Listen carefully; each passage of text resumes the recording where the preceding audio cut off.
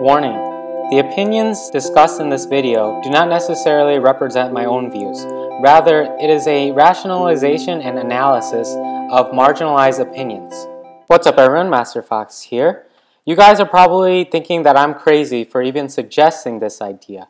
However, I was largely skeptical at first about it, but as I read some more and more points that were being made about this, I slowly opened up to consider the idea.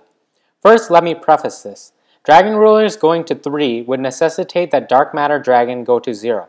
So overall, the changes that would need to be made to accommodate this would be Redox to 3, Blaster to 3, Tidal to 3, Tempest to 3, and Dark Matter to 0. With these 5 changes above, I believe that rulers could exist without supreme dominance over the current metagame. Let me make the case for dragon rulers. These changes place the level of the deck power-wise essentially to around the level of Ravine rulers, which we saw in September of 2013. In all honesty though, it's actually weaker than the September 2013 variant since Ravine is still limited. But nevertheless, I will equate their power level with that of the September 2013 Ravine ruler deck just to give a little bit of cushion in case there's some new cards that have come out since then that the deck may be able to utilize. Now let's evaluate. What could Ravine rulers do in this current format? Well, for sure they could do a lot, seeing as they were the de facto tier 0 deck of that format. But against the decks of today, namely the big 5, where they would basically have to compete against, where would they stand? I would argue that they would simply turn the big 5 into a sort of big 6, and even then, they probably aren't even the best of the top 6 decks. Let's look at what the deck was capable of and make comparisons one by one. Ravine rulers had insane power plays, and the graveyard was basically a second hand for them. Their devastating plays consisted of rank 7s and level 8 synchro monsters. They could do more, but this is the gist of their gameplay. For them, first turn Draco Sack or something like a Stardust Spark Dragon was very common and considered a decent opening. So what can decks of today do against that sort of opening? Well, Shaddolls for one can get a free fusion off of that with something like a Windar Construct to follow it off, or even wall off with a Shikinaga. Potentially they could go into a rank 4 depending on the build and use Castel against whatever board Ravine rulers set up. Even if Shaddolls can't break the Draco Sack, they can afford to take a free fusion and set up Falco to break the board next turn. There isn't much that Ravine rulers can do to truly stop or scare Shaddolls. Don't even get me started on Nekroz though. Unicorn laughs at nearly any opening setup that Ravine rulers have, and Trishula hurts Ravine rulers badly. Even if banishing dragon rulers can net them a free dragon, hitting any cards in the hand and graveyard will cripple dragon rulers. It's obviously not in their best interest to get hit by Trish anyways.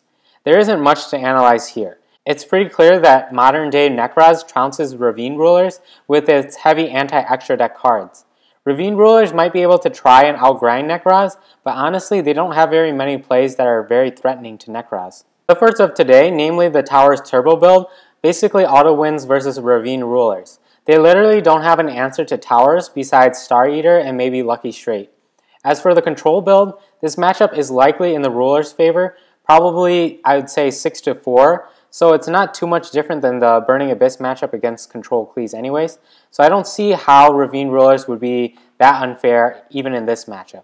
As for Satellar Knights, Castel and Trigger carry them past any obstacle Ravine rulers can put on the board, and Ravine rulers can't really outgrind against back row as well as the original Prime rulers, so any opening that they give to Tellar Knights will be capitalized upon. I still think that rulers will win this matchup, but what do you expect when Tellar Knights are one of the weaker of the big 5 decks? Of course, Ravine rulers will beat them, but still, I don't see this match being a total stomp. Burning Abyss versus Ravine rulers is pretty interesting, but I'd say this is a pretty even matchup, with Burning Abyss having a slight edge. Burning Abyss floats harder than anything in the Ravine ruler deck, and rulers have a tad more firepower, but Draco Sack is easily dealt with via Virgil. There's not really much else to say about this matchup. Overall, you can see that Ravine rulers are only marginally stronger, and in some cases actually weaker than the decks that we have today. What made the deck so powerful in the past was that Draco Sack first turn was an offensive force with walling potential that made it very difficult to break through. Nowadays, you have to realize that there are many outs to Draco Sack that it's not even funny. Castel, 101, Virgil, etc., etc. These cards didn't exist back in the day when Ravine rulers ruled the game. You guys are probably wondering now, But you forgot about Big Eye, Master Fox. Yes, Ravine Rulers do have a great tool in Big Eye, that's for sure.